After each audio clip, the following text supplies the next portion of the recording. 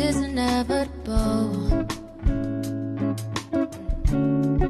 Why hold on to what you have to let go of? Like, did I really break your heart? Hi, guys. Welcome back to another episode of the Spotless Minds podcast with your host, Olivia Jonell. Here we talk about all things beauty, health, and wealth for women. And today I'm so excited because we're going to have a little controversy topic. I don't know how you guys are going to feel about it, but we're going to dive deep and we're going to be honest and transparent. So today I am with the lovely Akiya. Hi, Akiya. How are you today? How you doing, Olivia? So good to be with you. I'm so glad to have this discussion. I feel that this is definitely a discussion that needs to be had, especially amongst us women. It's a discussion that's been a long time coming. So I'm excited about it. I'm very, very excited about our discussion today. Me too, me too. Okay, so we're going to get right into it. You wanted me to see a video, and so what I decided to do was just do it live on the podcast so everyone can hear and get the honest truth. Wow. Sheesh. It's so deep. Yeah, that's hitting it out the park kind of feeling. Yes. And I never really thought about why it was so important for me to be ambitious and create a legacy of my own. Uh, I kind of just thought about it as like, okay, I just need it for survival. But the more that I tap into finding the passion through the podcast and like in life, I'm like, we deserve this and we deserve to be on the same playing field if we're going to compete. So, yeah, I love that. What is your thoughts on it, like a more deeper perspective? Well, my thoughts on it is that I was brought to my attention, all these, I guess, rumors or accusations about Beyonce, because this is what brought up the topic to me. It's not that I wasn't aware of the topic, I was, but this really brought it to a center, to a head, so to speak. And when I looked at the videos, she's demonic, she's doing witchcraft, she's doing all of these things, she's Illuminati, like all the things that are thrown at her. And so when a friend of mine called me and said they were upset when they saw a video about her like this, I started to dig deep. And my background is in research.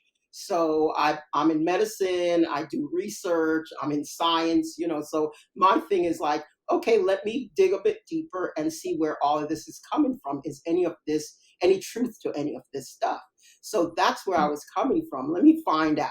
I don't take things at face value. I always dig deep, find out where it's coming from. And I couldn't find anything that would indicate that, she's doing anything nefarious. Like, people will come to Beyonce's concerts like they're going through a satanic portal. I couldn't find anything to that effect. What I did find, however, was a lot of misogyny, plenty of misogyny towards her, and specifically Black women having both racism and sexism to deal with on a daily basis in the world that we live in. I found a term called misogynoir, which means basically hatred, prejudice, dislike of Black women in general.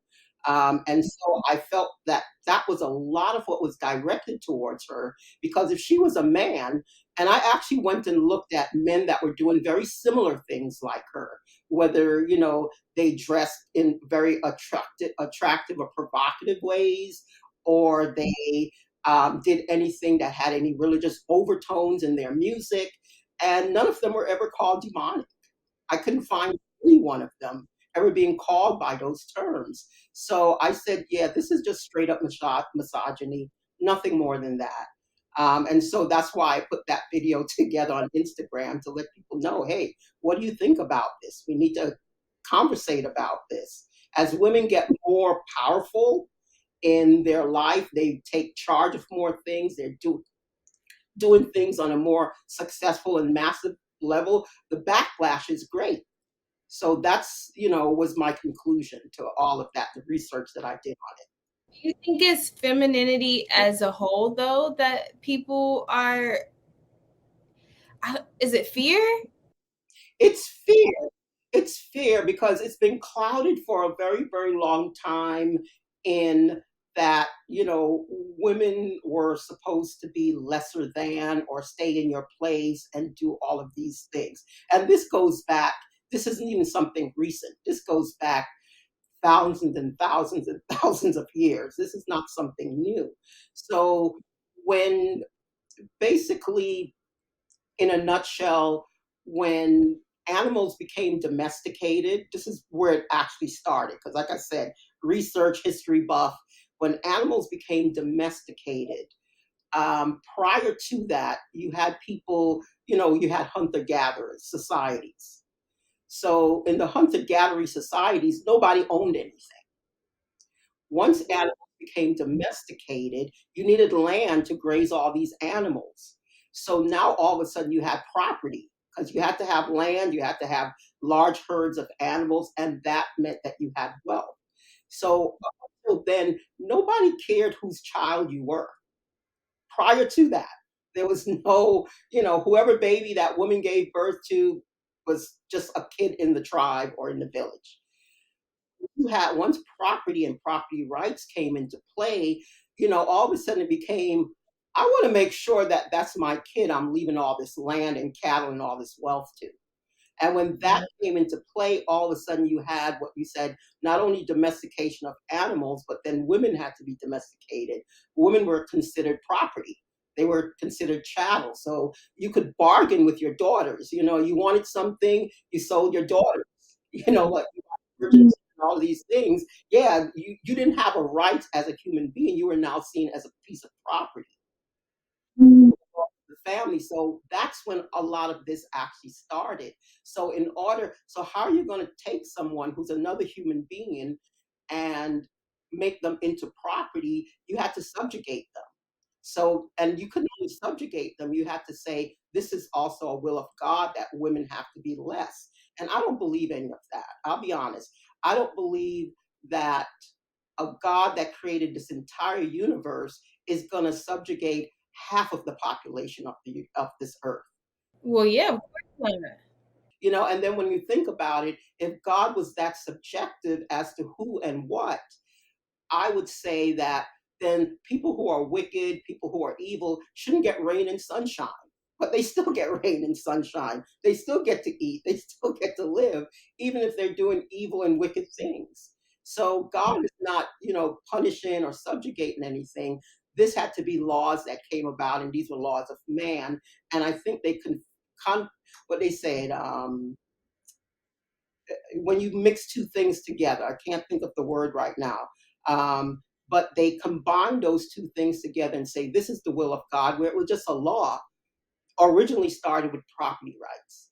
Up until, say, the 1970s, as a woman, you couldn't get a credit card without your husband's signature. And we're talking about 40 years ago. You see, so that's it. But women nowadays, like you have someone as powerful as Beyonce, that's a no-no. So there's a lot of backlash. So that's just from my historical readings, my research, the things that I've looked at. That's my conclusion as to why it is the way it is. Mm-hmm. Who I tell you, it is because I like it can get a little emotional when you think about like your ancestors before, the women in my bloodline before, because I know how much they had to not talk as much or not put their opinion out there and just be the wife, Yeah, the ladylike. yes, Ladylike. like polite, like she's faithful. She's like the expectations that were on them to be perfect Mm-hmm. and delicate. Oh, it was rough. And the whole thing about being ladylike meant you were quiet and agreeable. Right. Uh, that whole what's funny about it, I'm just laughing, but this might blow your mind and the mind of the audience. So if you were not quiet and you were outspoken, you were considered hysterical. And hysterical comes from the word hyster, which means uterus. So if you, because that's where the word hysterectomy comes from. So it's because you had a uterus, a hyster, that made you hysterical, and the treatment for that was to remove your uterus as well as institutionalize you. That's where hysterectomies actually came from. I'm in medicine. I do medical history, religious history, you name it. I'm a history buff. And so, what were they doing with the uterus? They would remove it because this woman is uncontrollable. She's hysterical. So the medical treatment was a hysterectomy. That's where we got that. Hyster is the god of childbirth in Greece. So you got the word hyster came from your uterus is called hyster. So they were removing the uterus so that she didn't have babies. No, so that she would calm down. Did it work? Probably not. That's what to say. Because you know they're thinking you know when women are pregnant they go through hormonal shifts and they could get really either aggressive or angry and you know because they're going through these hormonal shifts so it shifts their emotions at the same time. Mm-hmm. So they looked at that and said well she's out of hand. You know she's not obeying her husband, she's not doing this, she's not. So this was during the Victorian era when this became the treatment. Wow. Yeah, Ooh. that's part of medical history, unfortunately. And they don't do it today. You don't get a hysterectomy just because you're being outspoken. But yeah, back in the Victorian era, that was a thing, unfortunately. Mm-hmm. Mm-hmm. So we know for every cause there is an effect. And so now that you see this generation and who we're becoming, my hot seat specifically with not even like I'm not even sure if I would ever be monogamous. And part of that is because I've seen so many men cheat or complain about their wives. It's just okay when they're that way that even the ones that we think are faithful could be underlining doing something. Um, and so because of that, my perspective kind of changed to like, okay, well, if you're going to be able to do that to me, don't expect me to be full loyalty either. And that maybe it's normal. If they're so okay with it, I can be that too. What is your perspective on us as a generation, us as new Black women, all of it? Okay, I think that sentiment did start like 60s and 70s, what they call the women liberation movement, the burning of the bras and all that stuff that went on back then. But it was shut down. And it was I shut down. don't, I don't know about that part of history, so I think maybe brief. When I was a kid, back in the 70s, they had what they call the Women's Liberation Movement.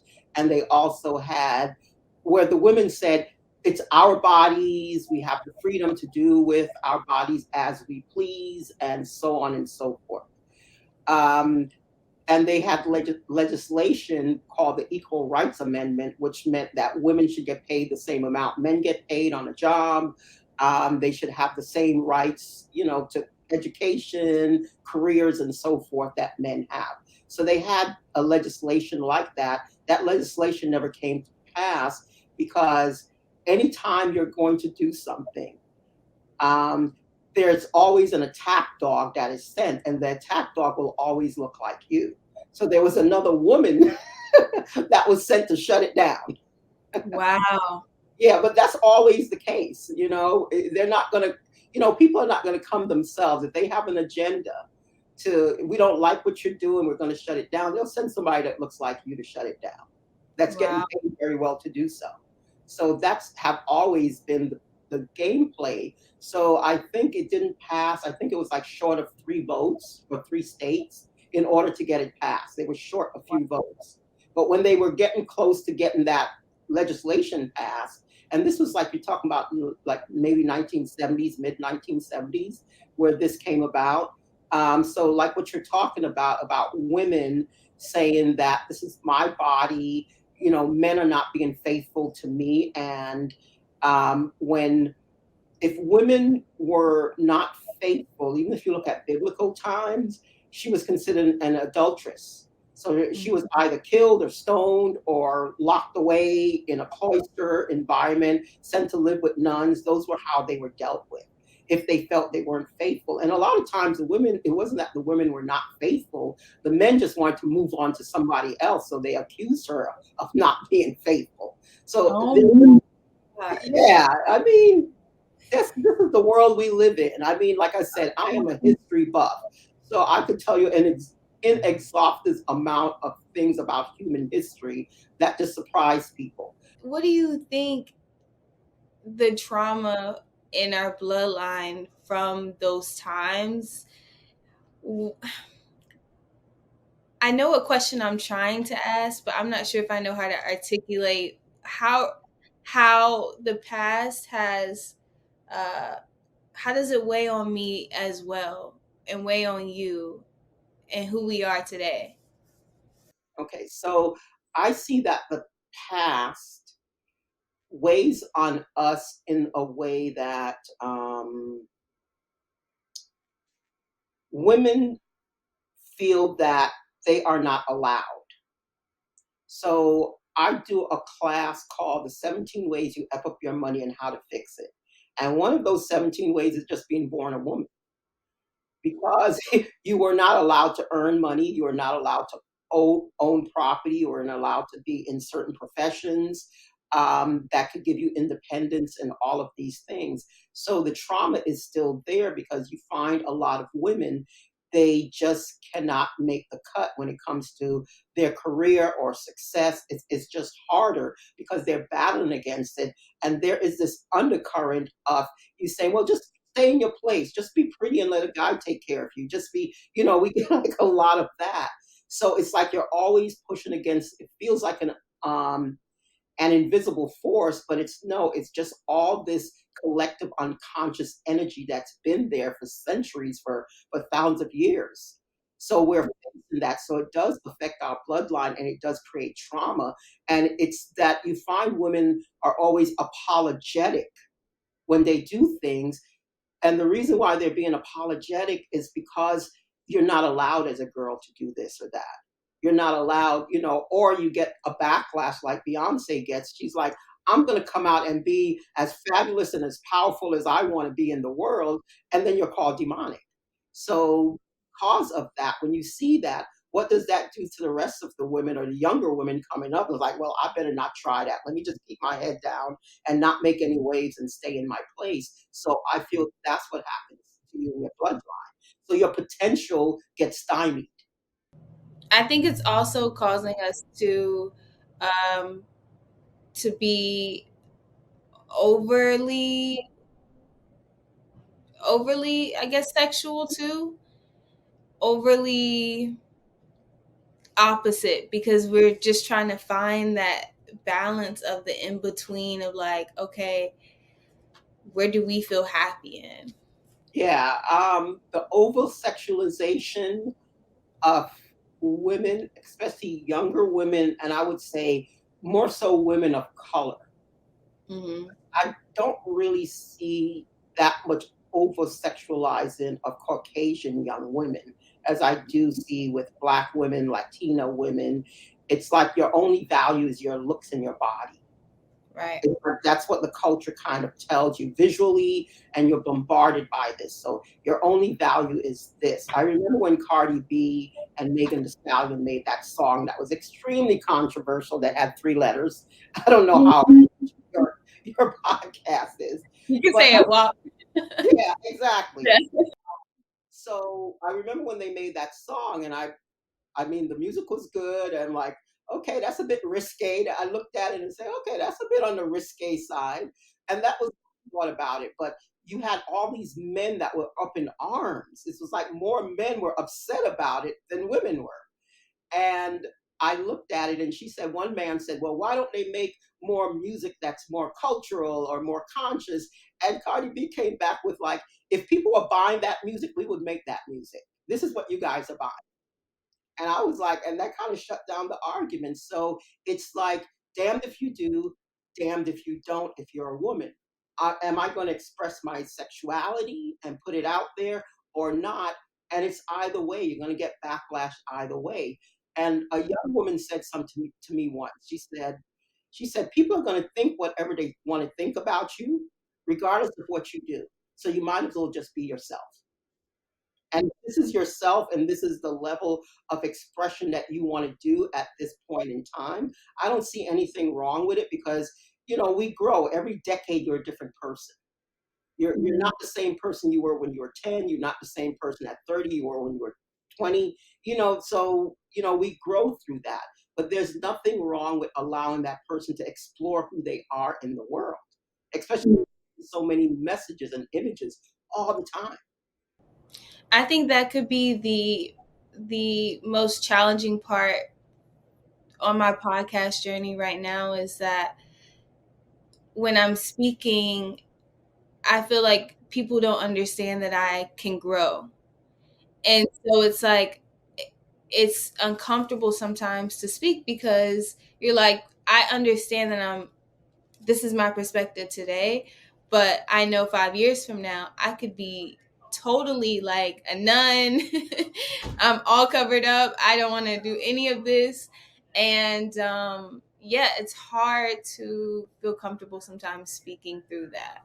Okay, and I would say to me, it doesn't seem like your discomfort speaking to that. I feel that it's more the judgment of others, how you feel others may be judging your stance in life. And Mm. I just say it's none of their business. That's how I feel. I'm like, hey, But you know as what I gotta podcasters, say? we make it their business. And I think that's the thing. We're like sharing, I guess, for the feedback, for the opinion of it all. Yeah, but that can't rule your life. I mean, because I come from a different generation than you, I didn't grow up with all this social media and all. I mean, when I started my business, they didn't even have Google that then. They had no such thing as Facebook. There was no social media. I had a fax machine. There was AOL and Yahoo. We had email, which was a big deal. And that was about, and they didn't, I think it was like, what was it called? Netscape or something was the search engine. That's when I started my business. So this stuff is relatively new for someone like myself. So I grew up in an era where you just became your own person. You had time to grow without worrying about other people's opinions. You had to grow and explore, which is a natural progression of your life. When you're young, you're with your parents, you get into your 20s to 30s, you start getting your own self identity, figuring out who you really are and your place in the world. That's all natural. So for someone to tell you you're wrong because you're exploring who you are, I kind of, I'm from Brooklyn. It's like, that's none of your business. Just, I kind of take that attitude because that wasn't a thing when I was growing up. So even as a podcaster, if you invite someone in and say, hey, look, this is my opinion and this is the way I feel, I think it's good to entertain a healthy debate. I feel this way, you feel that way. We agree or disagree, that's fine. But I won't let anybody dictate to me the way I should be feeling, living my life, and all of that. That's none of your business. You're not feeding me. You're not putting clothes on my back. You're not paying my bills. So your opinion doesn't really matter to me because, it doesn't depend on you. You're interesting, but that's about it. So that's how I approach it. But I do understand from talking to my younger generations, my millennials and my Gen Zs, is that it affects them because they grew up with this. I didn't grow up with this. Yeah, we have to hear we not hear, but we have to see the comments. We have to see the judgment. Yeah, it's hard. Yeah, I understand because when my daughters first started to tell me about this, I was like, it sounds like high school. They explained to me, they said, you know what? Um, they were worried about what people would think if they post certain things, whether or not they should post it. And I'm like, who cares? That's why I used to say to them, just post what you want. Who cares? It's people you're never gonna meet. You're never gonna run into them. Who cares? That's how I always felt. It's just an opinion. But after talking to a lot more, especially the Gen Zs, after talking to a lot of people in that age range, and they explained how they grew up with it, because I said the only time we cared in my generation, we actually cared about opinions was in high school. You tried to be popular and all of this type of stuff. Then you graduated from high school and that was over with. So just 4 years of your life, this popularity thing was a huge deal. After that, you went to work, college, whatever, nobody really cared. Nobody knew who you were. So so that was like a healthy boundary, but it seems like your generation, it continues, it doesn't end. Well, it's getting to the point where now it's not just like, oh, I'm just online expressing my opinion. Now it's companies and your employment, and it's all kind of tying together to um, your status in the world. Okay. So And if you're saying, what would a company policy be? Like, let's say, for instance, you did something before the company employed you. Would that be something, a mark against you with the company, or it's while you're working for the company? Because that wouldn't I be fair I before think you. both, because even they don't have to tell you that they saw your Instagram, and on your Instagram they saw where you did a hot seat. You said that you used to be a dancer, and now they're looking at you some type of way, and that could just be a personal judgment. That has nothing to do with what you can do for the company, but because they don't have to tell you that they saw that online, you never know if these little things matter. The things you're saying, a guy could be hiring you and he's not a feminist and he doesn't believe in female empowerment, and hear something you say, and I mean, the faith in me and the abundance in me knows that what's for you will be for you. But also, you do want to be smart in your decision making and making sure that you're saying things that, you know, the nice girl stuff, the nice I stuff. got it. Olivia, could I take the black mama stance with you? I'm just going to be straight up black mama with that. Child, just go apply somewhere else, because chances are you would not want to work for that company anyway. If they're so narrow minded and Yeah, they're not going to give you a chance, and they're going to take your 30 seconds or your 10 seconds of something you did and hold that against you, like they say, cast the first stone, he who have no sins. right. So I'm like, go, that's not the company you'd want to work for anyway. And there are many companies in this world that is not an issue for them. So I would not allow yourself, I mean, I get it, like, okay, you did porn or something to that effect, okay, and you have it all out there on film, and maybe some companies would be like, and people like on their desk watching your porn while you're, Right. Not a good company look, but yeah, I get that. But if you just stated your opinion or said something like, hey, this is where I'm at this point in my life, and they're going to hold that against you, that is not the company you want to work for, right. period. And there's many companies out there that are hiring. And, I always feel, excuse me, I always feel that God's going to lead you to where you need to be. That's in alignment with whoever you are. So I don't worry about stuff like that. It's like sometimes you're dodging the bullet, Mm-hmm. and sometimes knowing that this is the way I feel about something, I would rather know, okay, this is, you don't feel this, and so we can't work together. I'd rather know that up front. And then I'll be Mm-hmm. like, see ya. Next, I'm going to go to my next application. So I don't Right. think that you young people should worry about that per se, if that makes sense. Okay. Do you think there are some stuff that we should be cautioned towards? I mean, the Kardashians made a whole $1 billion industry from a sex tape. So it just depends on which way you want to take that thing. Basically, it depends on what you're doing. So, like they said, they took their lemons and made lemonade out of it, so to speak. So it really depends on what you want to do.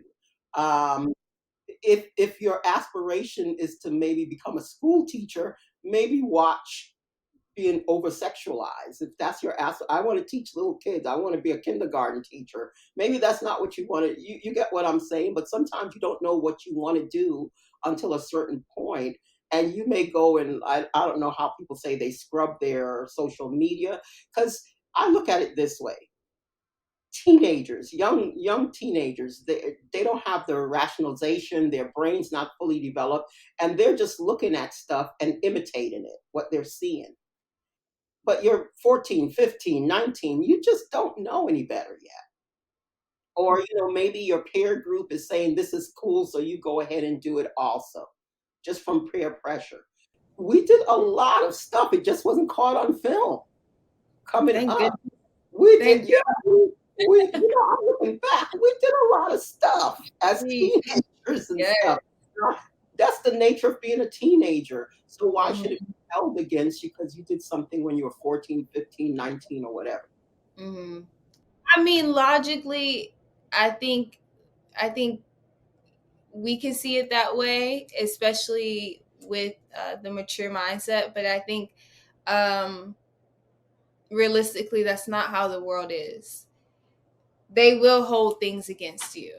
They will hold a time against you. They will hold something you said against you, just like they've done to, especially when it's convenient. And so that's the part I think that the feeling comes from, because it's like, yes, I know that, obviously I know I was young and dumb. I know that these days I would never say that, never do those things, never hang out with those people, but the world is going to always look back on it. So to think. But who's without blemish? You get either, so either you get a company that's much more open-minded, or get a company that allows you to fail up, even though that seems to be a very, I hate saying it, but it seems to be a very white male thing to fail upwards. A company that's going to be more open-minded, or start your own collective and your own company. That's part of the reason why I never worked. I mean, other than being a subcontractor, I never worked for another person because I never trusted anybody else with um, taking care of my living. So I've always been um, a business owner. I made up my mind very young, and it is because my mother got fired by mailgram. I don't think they have that anymore, but this like they it's like a FedEx, like you send it through, instead of sending it through the post office, it's a company that would deliver. They used to have them, like, people will deliver something and sing you happy birthday, that type of stuff. So they called it a mailgram. Before Instagram, there was a mailgram that got sent out, but it was through the mail. It was a company that did that. And my mother was such a good worker that when it came time for her to qualify to be part of the union, because she was in management, and management in New York didn't join the union until a certain phase. 2 months out from her becoming part of the union and getting a higher salary and a higher pension, they sent her a mailgram, said, we no longer need your services. So when I saw they did that to my mom, who was such a diligent, I mean, she was a diligent, meticulous worker, I was like, there's no way I'm working for somebody if they do that to someone that is such a good employee as she was. They couldn't do anything wrong. With all her evaluations were like 100%. What did your mom do after that? She took off, and then she got hired. She was working as a dietitian for a nursing home in New York City. And after that, about 7 different nursing homes hired her, like, more of a consultant, because she was so good at her work. And word got around the city she's the best. And so she had work afterwards. And then about maybe 7 years later, that same place called her back and begged her to come back because they couldn't pass the inspections for the dietary department after she left. That karma is hard. Yeah, but that's why I'm saying I never trusted after I saw they did that to my mom's a better worker. I'm like, I'll work and do my job and get by. That's kind of the worker I am. But, she was diligent. She did everything perfect. All T's crossed, I's dotted. She was that type of a person. And for them to, have no reason to fire her and cowardly send her a mailgram at that, it was like an insult. Like, she's like, who's sending me a mailgram? It's her job. We no longer require your services. Yeah, that was a low blow. So I never trusted working for somebody after I saw them do that to my mother. I admire her story because I love how she just got back up and just kept going. Well, they called her. All these other places knew that she was the golden child for in New York City when it came to, because each department, when you have a nursing home in New York, nursing, I don't know, there's nursing, there's dietitian, there's administration, there's these different departments, and they all have to pass inspections. That's part of the New York City law.